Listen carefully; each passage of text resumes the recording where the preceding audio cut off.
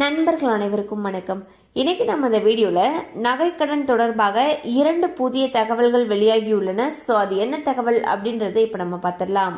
கூட்டுறவு வங்கிகளில் 1 கிராம் தங்கத்துக்கு 6000 ரூபாய் கடன் வழங்கப்பட்டு வந்தது. இதை 7000 ரூபாயாக உயர்த்தி வழங்க கடந்த மாதம் உத்தரவு பிறப்பிக்கப்பட்டது.